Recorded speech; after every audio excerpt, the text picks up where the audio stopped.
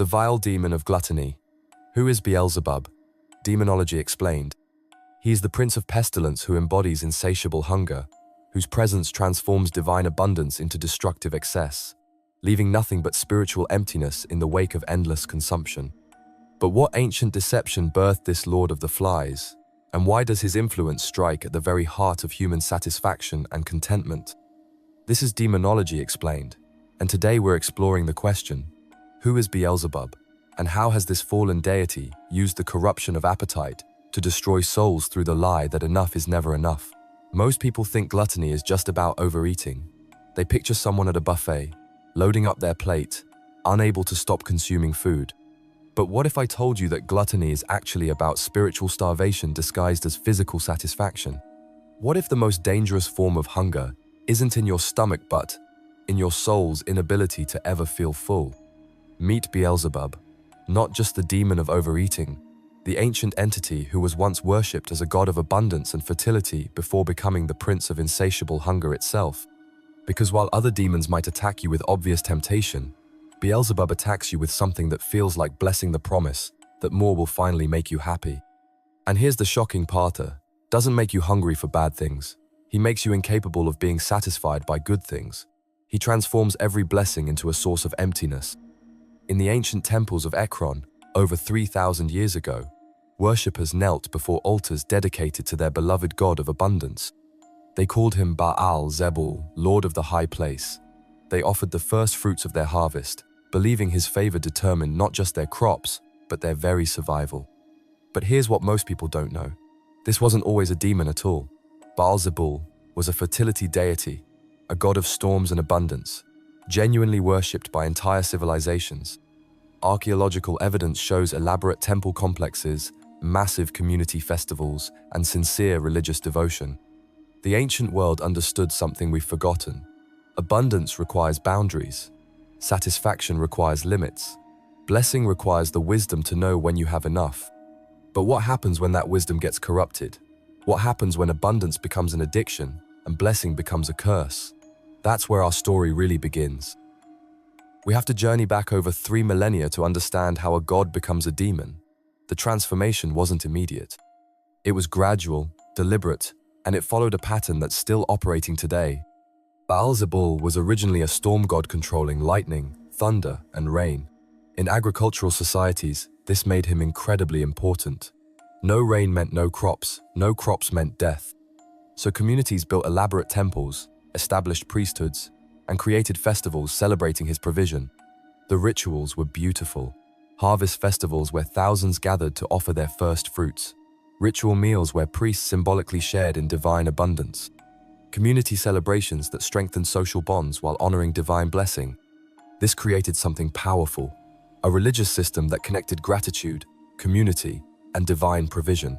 People worked hard, celebrated together, and remained grateful for what they received.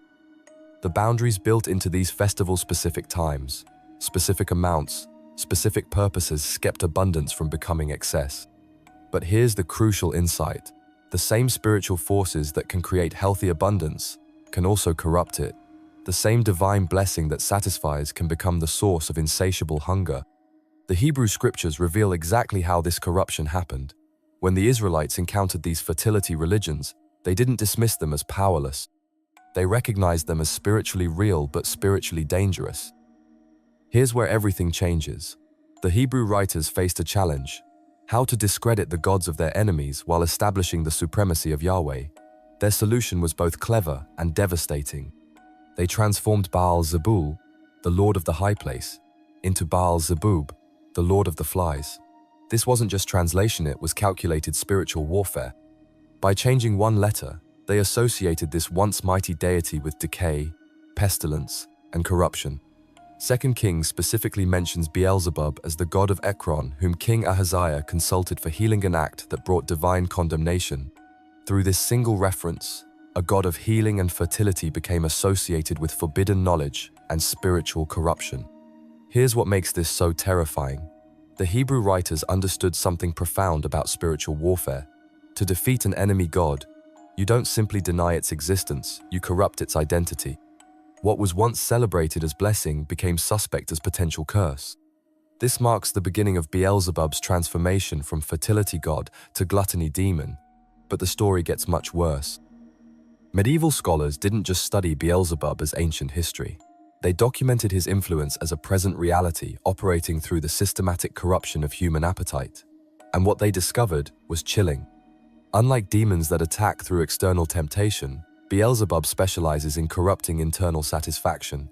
He doesn't make you want bad things, he makes you incapable of enjoying good things. He doesn't promote obvious sin, he destroys the capacity for contentment.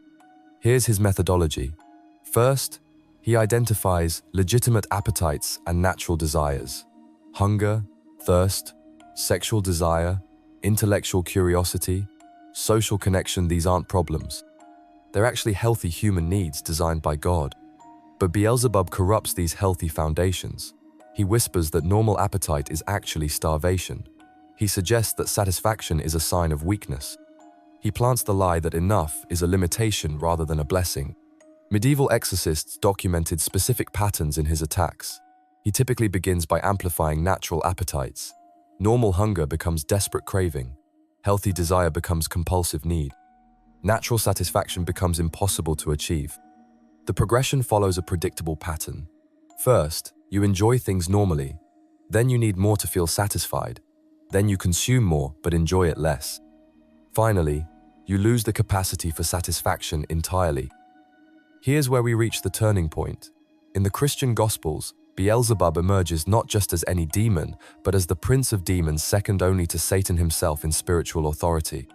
When the Pharisees accused Jesus of casting out demons by Beelzebub's power, they weren't making casual comparison.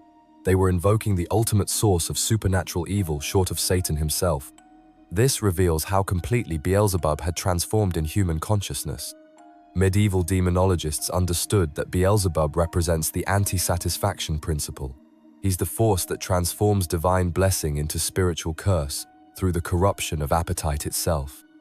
Instead of "thank you, God," he creates "that's not enough." Instead of contentment, he creates compulsion. His methodology becomes clear when you examine the medieval grimoires. The Pseudomonarchia Damonum and Lesser Key of Solomon describe him commanding 66 legions of demons, each specializing in different forms of appetite corruption. Here's the most terrifying part. He doesn't want people to simply overeat. He wants satisfaction itself to become impossible. He wants contentment to be unthinkable. He wants gratitude to be naive and compulsive consumption to be the only logical response to blessing.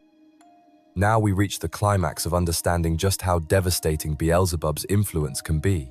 His corruption operates through multiple forms of appetite destruction, each one designed to make contentment impossible. Physical gluttony.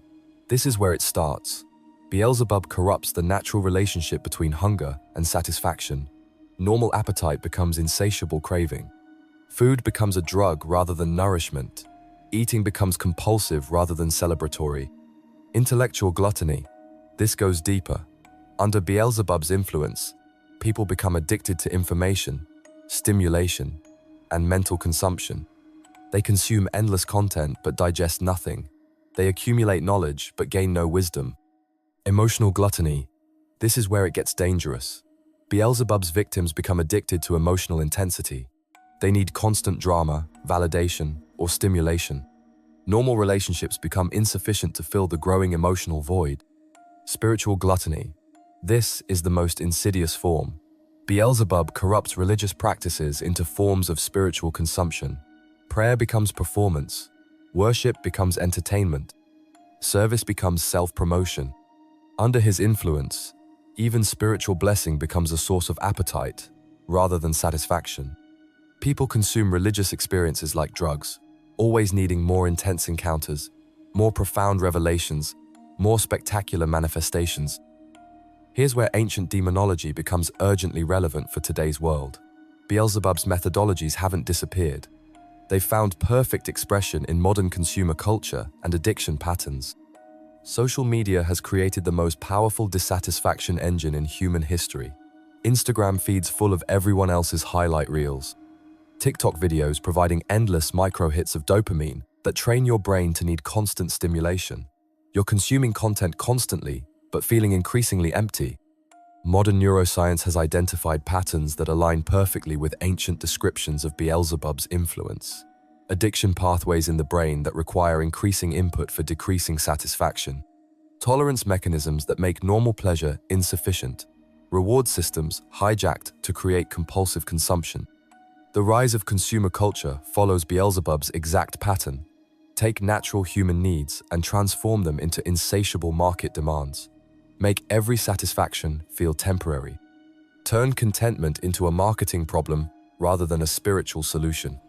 Streaming services operate the same way.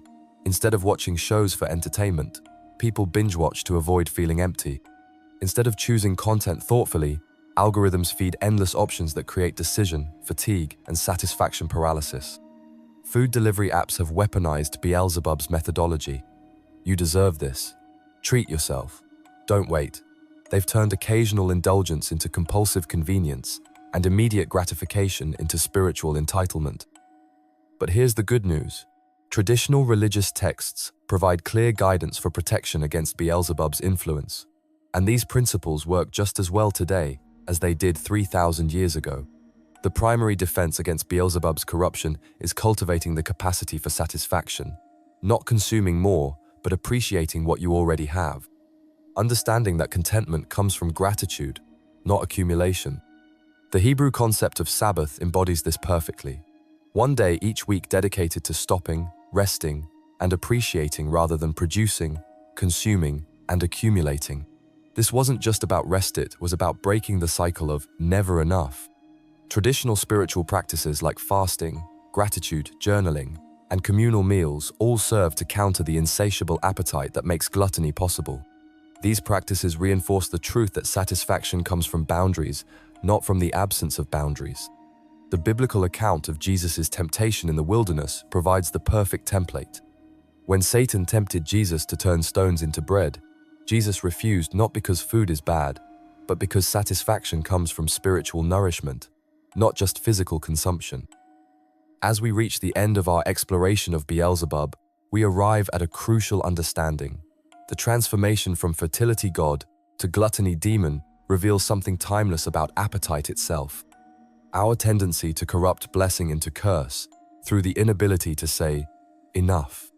Whether you understand this as literal demonic influence or as a powerful metaphor for destructive consumption patterns, Beelzebub represents one of humanity's most persistent temptations. In our age of consumer culture and instant gratification, the ancient warnings about the Lord of the Flies carry more relevance than ever before. The ultimate message isn't one of fear about enjoying God's blessings. It's about wisdom concerning the sacred art of satisfaction. Understanding Beelzebub's influence provides insight into the spiritual dimensions of appetite, the difference between healthy consumption and destructive compulsion. In a world that profits from your dissatisfaction, the ancient wisdom about Beelzebub offers a different way, the possibility of genuine contentment, appetite that serves life rather than consuming it, satisfaction that comes from gratitude rather than accumulation. You now understand the full story, from fertility god to gluttony demon, from divine abundance to insatiable hunger, from sacred satisfaction to endless emptiness. The pattern has been revealed, the methodology exposed, the ancient warnings made clear. What will you choose? The lie of never enough, that promises satisfaction while delivering emptiness, or the truth of enough, that offers genuine contentment? The consumer culture that makes you a product of your appetites, or the spiritual wisdom that makes your appetites serve your purpose? The path of insatiable hunger, or the way of grateful satisfaction? But remember this, in choosing contentment over consumption, gratitude over accumulation, satisfaction over appetite, you're not just making a personal decision. You're participating in a spiritual battle that has raged since the first blessing became corrupted into the first curse. The Lord of the Flies still whispers his ancient promises of satisfaction through consumption. He still offers the false fullness of endless appetite, disguised as the true satisfaction of grateful contentment. But authentic, abundance grateful, boundaried, purposeful abundance remains not just possible but powerful. It is, in fact, the only force capable of driving out the spiritual hunger that Beelzebub represents. Because here's the final truth. Consumption enslaves, but contentment liberates. Appetite creates emptiness, but gratitude creates fullness. Needing more makes satisfaction impossible, but appreciating enough makes satisfaction inevitable. The choice, as always, is yours to make.